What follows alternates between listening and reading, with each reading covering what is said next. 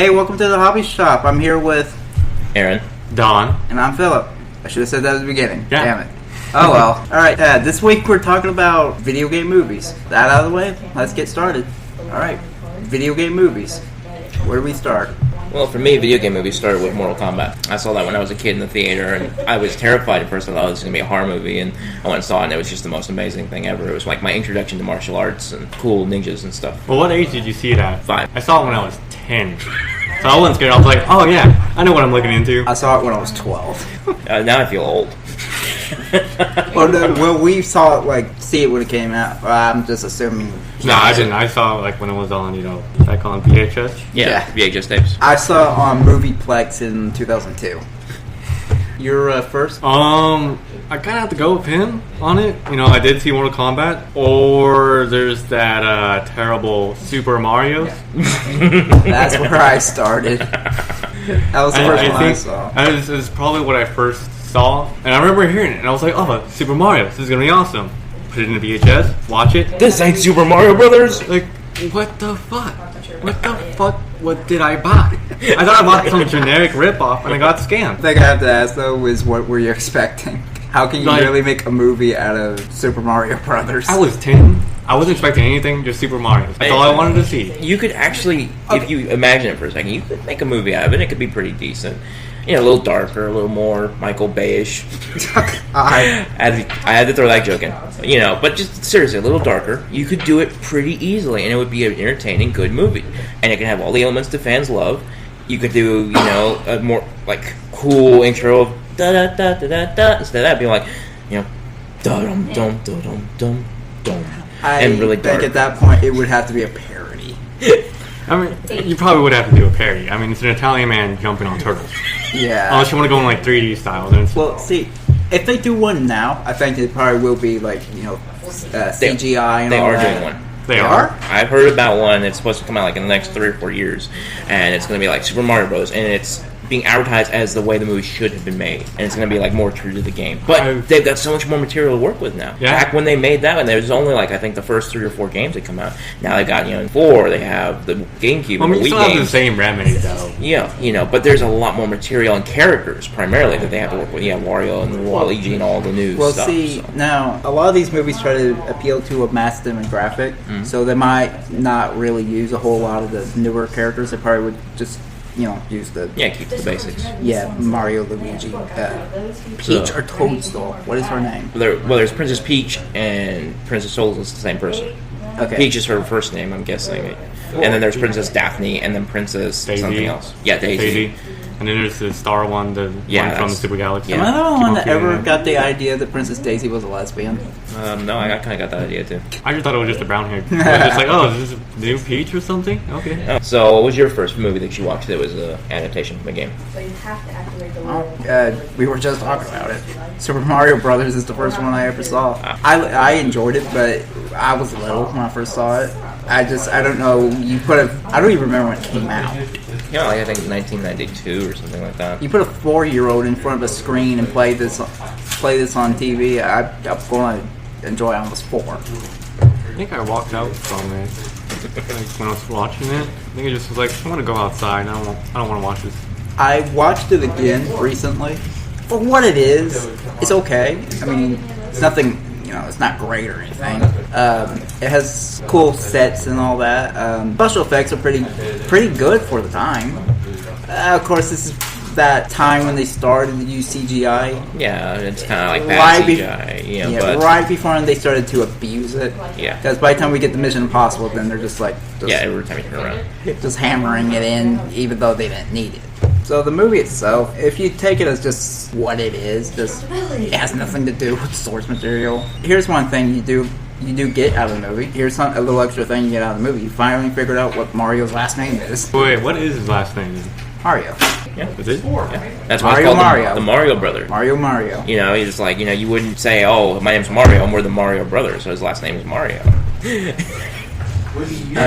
So it's Luigi Mario and Mario.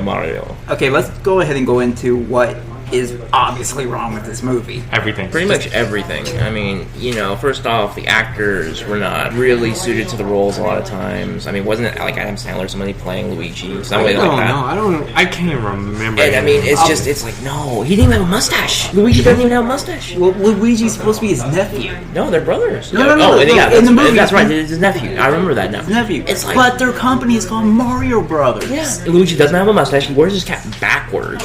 Well, it's like it's the 90s. I know it's the 90s, but I mean, it's like their caps aren't even like the Mario caps. They're like caps, like a baseball cap. And I mean, it's just there was a lot in that area just by itself. I'm like, I didn't really care. It's like, oh, this is Princess Daphne. It's not Princess Peach. I really didn't care about that. I'm like, a princess is a princess is a princess. I really don't care.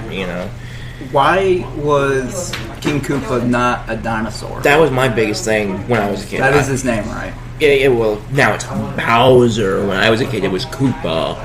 But it would make sense to Koopa kids.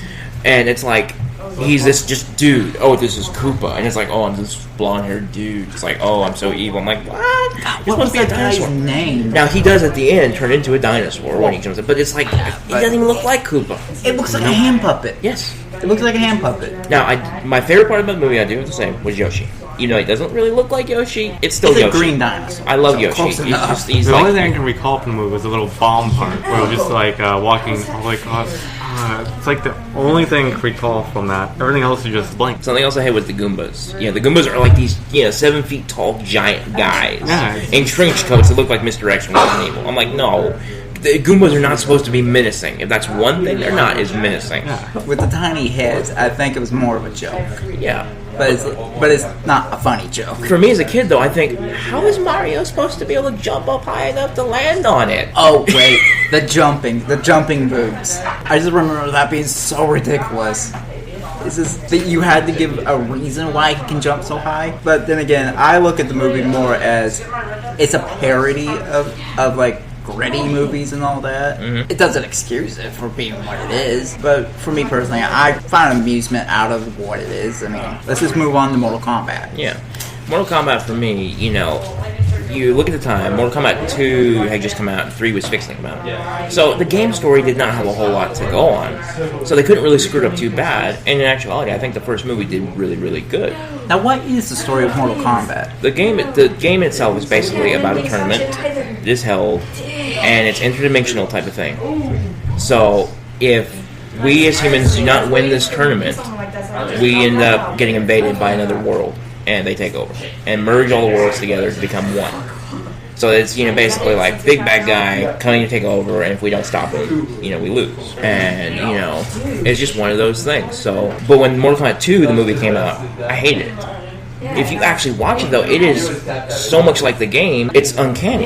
But then you get the idea that, well, what if all movies were exactly like the games? Would they all be like this? So that's a good point to go like, well, I can see why they changed certain things in movies from a game. But at the same time, there are certain things I love about the game I want in the movie. So it's, for filmmakers, they should find a balance there. Go, there's okay to change this, but this is too important to change. So that's my view on them. I mean, important part of my childhood, really loved them a lot. But I thought the second one could have been done a lot better. Basically, Mortal Kombat for me was something, the story is all about, a tournament to decide the fate of the world. The story of Mortal Kombat is all about a tournament that if mankind loses, we're going to end up, basically being taken over by another world. The worlds will be merged and we'll all be turned into slaves. For me, it's a very strong, concept. It's something that it all hinges on a tournament. It's got martial arts and fighting and cool monsters and stuff. So for me as a kid, it was something really cool and enjoyable, And then you have the second movie that is so much like the game. It's uncanny, but it actually makes it a horrible movie because it's so much like the game. Like, it doesn't respect the game in its aspects? No, it really does. It's weird, because you always, as a person that loves games, you gripe. You're like, I wish this was more like the game. And Mortal Kombat 2 is almost identical to the game in so many ways. It's too much like the game, though, for a movie. And it sounds weird and crazy, but it kind of destroys the feeling of watching the movie then. Huh. It's really weird. I mean, there's certain areas that are not like the game, but the majority of it is. So it's weird. So, I mean, like, I guess you've been listening to me, so you could just. What are your thoughts on like? So, I'm guessing what's probably agitating you is that it wasn't trying to be also its own thing. It was too much of it being a game that it wasn't its own thing. So you didn't get what you were expecting, or there's going to be a little bit of difference. I mean, to respect the game is, I guess, like to keep the moves, have the fatalities, have the characters, have the aspects of the characters in the movie, but at the same time, you want something new and fresh. Because, people are paying to see something new. You don't want to see the same thing over and over again. Yeah. So when it gets on, did it hit the big screens? I don't know if it did. The second movie, I think it was just straight to video, if I remember correctly. Was it? I don't think it even went to the theater. So it didn't really hit the I didn't know that. The first movie when it came out was like a big thing, and then the second movie just came out. And that was that. It's like, it came out, and they kind of bombed. That's why they never did the third movie.